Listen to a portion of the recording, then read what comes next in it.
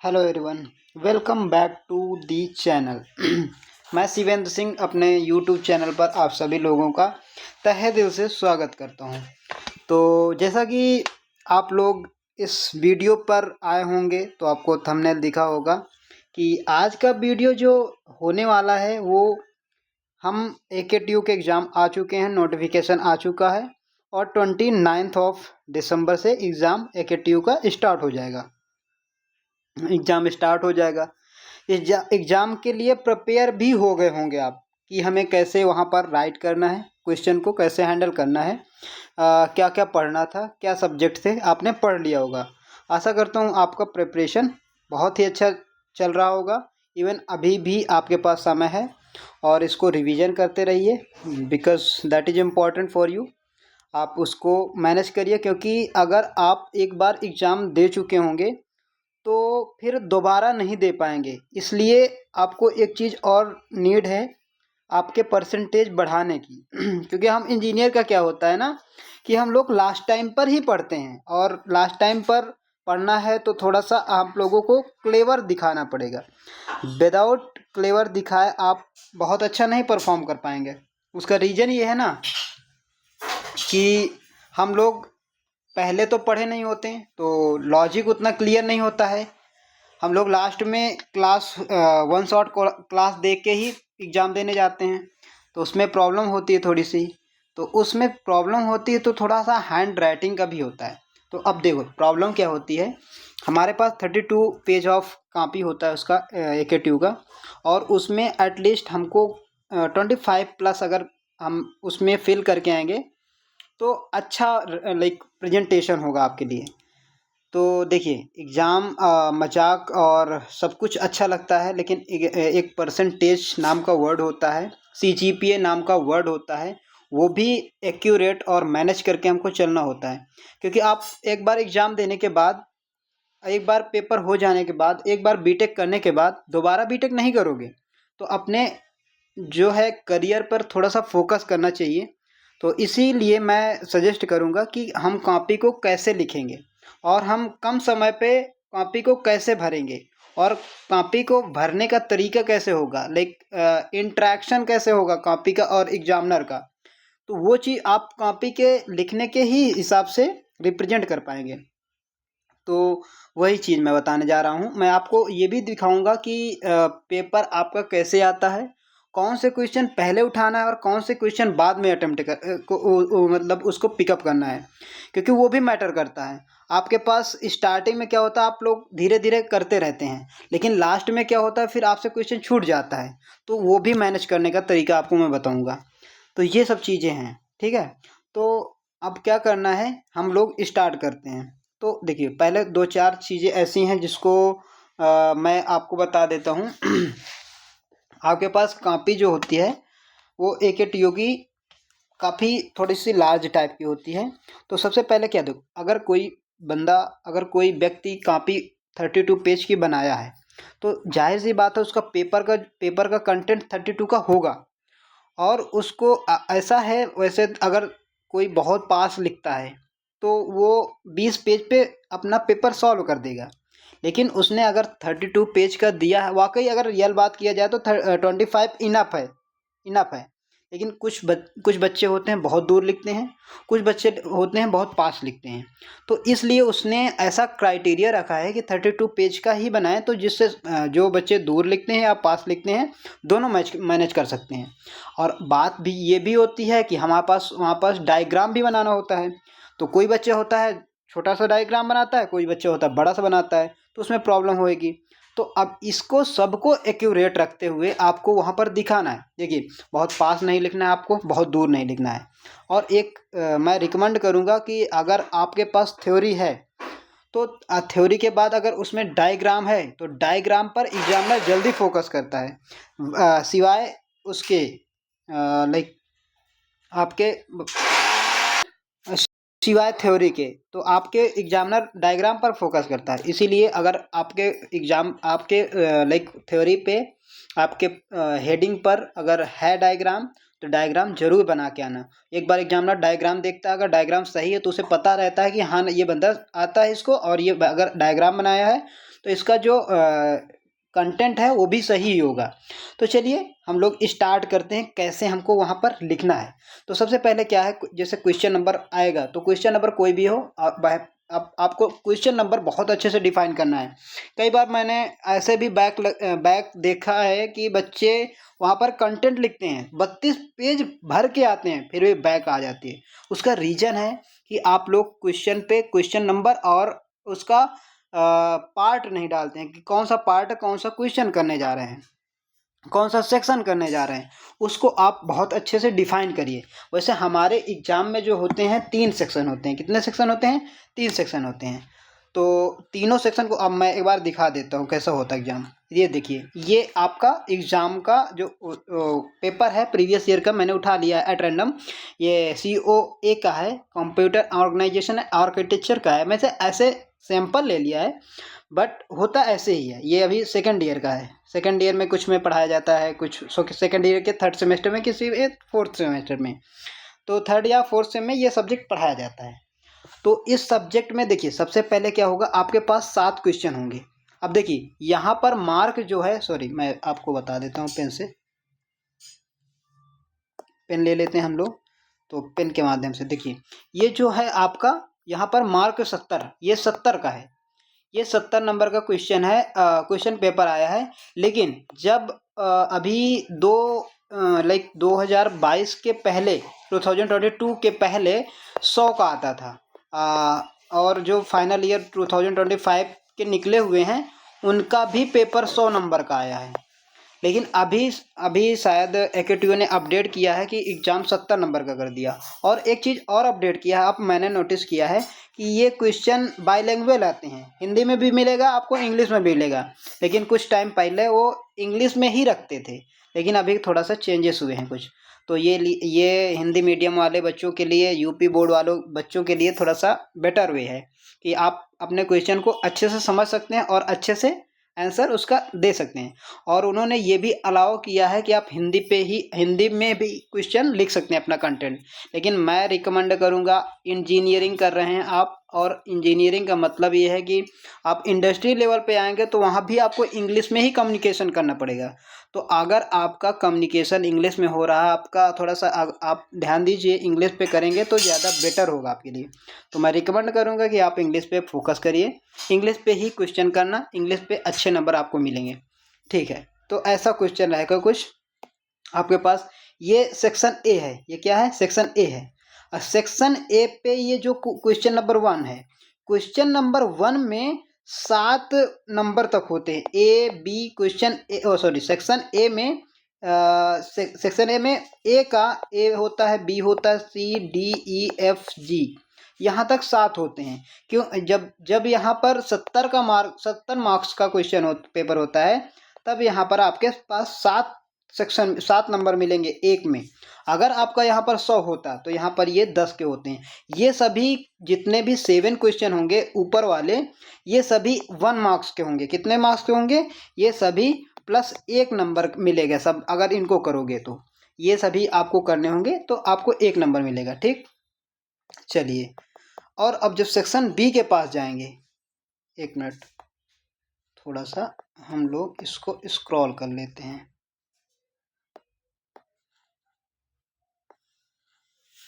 अब देखिए, ये सेक्शन बी है और ये सेक्शन नीचे सी है। तो मैं पेन लेता हूँ एक बार फिर से। हाँ ठीक है, तो ये सेक्शन बी है और ये सेक्शन सी है। ठीक है, और जो सेक्शन बी होता है, बी में क्वेश्चन कितने होते हैं? 5 होते हैं। 5 में से आपको कितने करने होंगे? 3 करने होंगे। 5 टोटल हो गए, 5 में 3 करने होंगे। ठीक है, टोटल 5 होंगे, करना कितना है? 3 करना है। इसी तरह से आपके पास सेक्शन सी में, किस में? सेक्शन सी में। अब 1 मिनट, मैं थोड़ा सा पेन को, ठीक है, हाँ, सेक्शन जो सी है आपका, सेक्शन सी पे क्वेश्चन कितने होते हैं? टोटल होते हैं आपके 5। कितने होते हैं?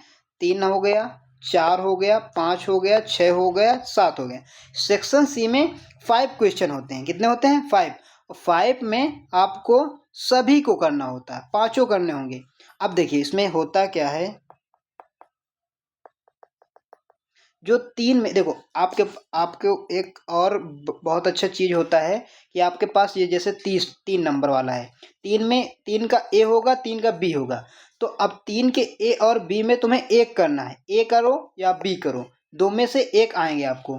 और इसी तरह चार में, चार पे ए करो या बी करो, पाँच में ए करो या बी करो, छः में ए करो या बी करो, सात में ए करो या बी करो। तो आपके पास एक अपॉर्चुनिटी होती है कि आप एक, अगर पहला वाला तीन का ए नहीं आता है तो बी कर सकते हो, इसी तरह से चार में भी कर सकते हो, पाँच में भी कर सकते हो। तो आपके लिए ये बेटर अपॉर्चुनिटी होती है। ठीक है, ये बात क्लियर है कि हमारा क्वेश्चन 70 नंबर का है। ए सेक्शन में सभी करने होंगे, एक एक नंबर के होंगे। बी में टोटल 5 क्वेश्चन होंगे। एक बार मैं फिर से स्क्रॉल करके दिखा देता हूँ आपको।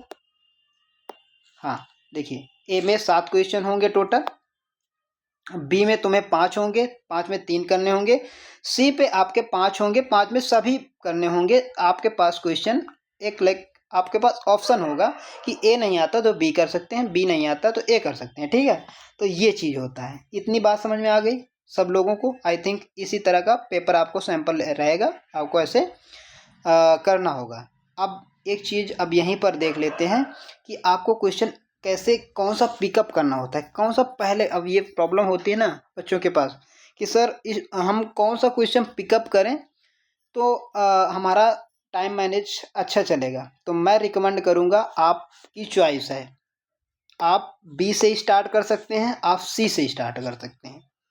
लेकिन आप बी से स्टार्ट करते हैं और सी से स्टार्ट कर सकते हैं, लेकिन आप उठाइए बी। क्योंकि देखिए एग्जामिनर का क्या मूड होता है, क्या उसका माइंड सेट होता है कि आपको वो चाहता है कि मैं एक तरफ से पेपर को मैं कॉपी चेक करते चला जाऊं। तो अगर एक तरफ से आप लिखे होंगे तो आपको अच्छे से वो नंबर देता चला जाएगा। ऐसा नहीं है कि आप अगर सेकंड के बी में स्टार्ट किए बी से और सी वाला क्वेश्चन कर रहे हैं तो कोई दिक्कत है, इसके बाद तुम सी सेक्शन सी में चले गए और सी का थर्ड का ए ले लिए, इससे कोई दिक्कत नहीं। लेकिन थोड़ा सा क्या होता है ना कि अगर कोई सीक्वेंस में चीज़ें होती हैं तो जाहिर सी बात है अच्छा होता है। तो आप ऐसा करिए, सेक्शन भी ऐसा नहीं है कि आप उठा नहीं सकते, आपकी चॉइस है। आप 2 का ए भी से स्टार्ट कर सकते हैं, आपको नहीं आ रहा है तो आपको 3 के ए पे अच्छा कॉन्फिडेंस है, इसको उठा सकते हैं, आप करिए, कोई दिक्कत नहीं। लेकिन अगर आपसे हो जाए कि हाँ आपको 2 का ए भी आता है, बी भी आता है, सी भी आता है, तो 2 का बी ए बी सी कर दीजिए। अगर आपको 2 का बी नहीं आता है तो स्किप करिए, 2 का ए कर दीजिए, 2 का बी कर दीजिए, 2 का डी कर दीजिए। बाय द वे तुम्हें डी नहीं आता, 2 का ए कर दीजिए, बी कर दीजिए, ई कर दीजिए, दैट्स इनफ। ठीक है, इतनी बात समझ में आ गई होगी। ओके, तो पहले 2 का क्या करना है, सॉरी सेक्शन बी में, सेक्शन बी का आप कर लो। और एक चीज़ टाइम का मैनेजमेंट होता है। देखिए आपके पास कितने समय होगा, आई थिंक इसमें लिखा होगा, नहीं देख लेते हैं एक बार। हाँ आपके पास ये देखिए लिखा हुआ है यहाँ पास, टाइम 3 आवर्स। मैं अभी हाईलाइट कर देता हूँ पेन से। ये यहाँ पास 3 घंटे का समय रहता और आपके पास इतने क्वेश्चन होते हैं। 3 घंटे में इतना क्वेश्चन करने के लिए बेटर, बहुत इनफ समय रहता है अगर आप अच्छे से करेंगे। तो आप देखिए अब इसकी स्ट्रैटेजी क्या बनानी है आपको। देखिए सबसे पहले यार आप बी उठा सकते हैं या सी उठा सकते हैं। मैं आपको सजेस्ट करूंगा बी या सी से कोई उठा लीजिए। आप बाय द वे आप बी सी उठाते हैं, सी उठाते हैं। हालांकि मेरा जो एक्सपीरियंस है मैं तो हमेशा सी उठाया हूँ और सी के सब करता था जो मुझे आते थे, और इसके बाद बी में जंप करता था, फिर ए में जंप करता था। यही सही तरीका होता है, सही बताऊँ तो। आप बी सी उठाइए, सी का ए उठाइए, और बी उठाइए, सी उठाइए, डी उठाइए, ई उठाइए। अब एक क्वेश्चन में आपको एक काम करना है, एक क्वेश्चन में प्लस का 30 मिनट देना है। स्टार्टिंग में बता रहा हूँ क्योंकि आपको लाइक हैंड राइटिंग भी बहुत अच्छे से मैनेज करके चलना होगा। क्योंकि राइटिंग नहीं सही होगा तो फिर एग्जामिनर सोचेगा कि बच्चे को नहीं आता होगा, बच्चा नहीं, क्योंकि हैंड राइटिंग अगर आपकी अच्छी नहीं आती तो थोड़ा सा कोशिश करिए कि क्लियर वर्ड लिखिए, तो उसको थोड़ा सा अच्छा लगेगा। तो आप पहले इसको उठाइए 3 का ए, और उसमें बहुत बहुत अगर एक्सटेंड कर रहे हैं तो एक क्वेश्चन में 25 मिनट दीजिए। 25 से 30 नहीं देना है, तो इसको 25 मिनट में कर देना, इसको 25 मिनट में कर देना, इसको 25 मिनट करना। इन 3 क्वेश्चन होने के बाद, और एक एक क्वेश्चन में एटलीस्ट कम से कम 2 पेज या 2.25 पेज जाने चाहिए। मैं तो कहूँगा 3 पेज अगर कर दो बहुत अच्छी बात है। स्टार्टिंग अगर 3 क्वेश्चन अगर 3-3 पेज आप उसमें फिल कर रहे हैं एक क्वेश्चन में, बहुत अच्छा प्रेजेंटेशन जाएगा। तो आप 3 पेज भरिए, मैं तो ऐसा ही करता था। और बहुत बड़ी बात नहीं, मैं बताता हूँ कैसे भरना है आपको। तो इसमें आपको करना है स्टार्टिंग में 3, तो आपको लाइक 1.5 घंटे में आपको ये वाला सेक्शन 3 क्वेश्चन ख़त्म हो जाएंगे। फिर आपको एक क्वेश्चन में एटलीस्ट ज़्यादा से ज़्यादा 20 मिनट देना है, तो 20-40 मिनट इसके हो जाएंगे। तो आपके ये वाला जो सेक्शन है 1 घंटे सॉरी आपके 1 घंटे 40 मिनट के लगभग इतना कंप्लीट हो जाएगा। ठीक है, अब आपको स्पीड पे वर्क करना है। अब स्पीड आपको बढ़ानी पड़ेगी, वरना आपका क्वेश्चन हो सकता है छूट सकता है। तो अब जब सेक्शन बी में आएंगे तो इसको आपको करना पड़ेगा 20 मिनट में। कितने, अब जब 20 मिनट में एक क्वेश्चन करना है, आपको क्या करना है, 20 मिनट में एक क्वेश्चन। तो ये 20 मिनट में हो जाएगा, ये 20 मिनट में हो जाएगा, ये 20 मिनट होगा। तो 20-20-40 और 20-60 1 घंटे में हो जाएगा। कितना बचा आपके पास, 1 घंटे तुम्हारा 40 मिनट था, तो 2 घंटे आपका 2 घंटे 20 मिनट, 2 घंटे 20 मिनट आपका हो गया। अब आपके पास बचे हुए हैं 40 मिनट। 40 मिनट पे आप ये 7 क्वेश्चन आराम से कर सकते हैं। यही मेथड आप अपनाइएगा, यही मेथड आप फॉलो करेंगे तो आपका क्वेश्चन भी सभी सॉल्व हो जाएंगे और आपसे क्वेश्चन छूटेंगे भी नहीं, कोई भी छूटेगा नहीं। ये स्ट्रैटेजी रही कॉपी को लिखने का, और सॉरी ये आप कॉपी का कैसे आप मैनेज करेंगे, कैसे क्वेश्चन पिकअप करेंगे, कौन सा क्वेश्चन पिकअप करना है कब, ये स्ट्रैटेजी आपको फॉलो करनी है। अब बात आ रही है सर कि कॉपी को लिखना कैसे। हाँ, एक चीज़ और याद रखना आपको कि हर एक क्वेश्चन पे डायग्राम है, तो डायग्राम ज़रूर बनाना। डायग्राम के नंबर बहुत मिलते हैं, ये क्लियर कर बता दूं, ये मेरा पर्सनल लाइक एक्सपीरियंस है। तो आप डायग्राम पर फोकस करिएगा, ठीक है ना। चलिए अब हम लोग इसमें देख लेते हैं इसको लिखना कैसे है। एक चीज़ हाँ, और चीज़ें जितना भी कोई भी क्वेश्चन कर रहे हैं वहाँ पर, तो आप उसे क्वेश्चन छोड़ने से अच्छा है कुछ ना कुछ उसके बारे में लिख दो। सब्जेक्ट से रिलेटेड जो भी पढ़े वो लिख दो, जेन्युइन होना चाहिए थोड़ा सा। ऐसा नहीं कि अपने घर का तुम स्टोरी लिखने लगे, ऐसा नहीं। आप अगर वो जेन्युइन है तो उसको लिख के आना है, ठीक है। आई थिंक ये क्लास बहुत ही आपके लिए हेल्पफुल होगी, और इसको अपने दोस्तों के साथ शेयर करना, जितने भी आपके दोस्त हैं। और ठीक है, तब के आई थिंक आपको सब समझ में आया होगा। हम लोग आज इस क्लास को यहीं पर स्टॉप करेंगे, और फिर देखते हैं नेक्स्ट। कुछ अगर कोई इम्पोर्टेंट क्वेश्चन मुझे लगेगा तो मैं सब्जेक्ट वाइज सभी क्वेश्चन को लेके आऊँगा और आपके सामने उनको रिप्रेजेंट करूँगा। थैंक यू सो मच आप सभी लोगों के लिए।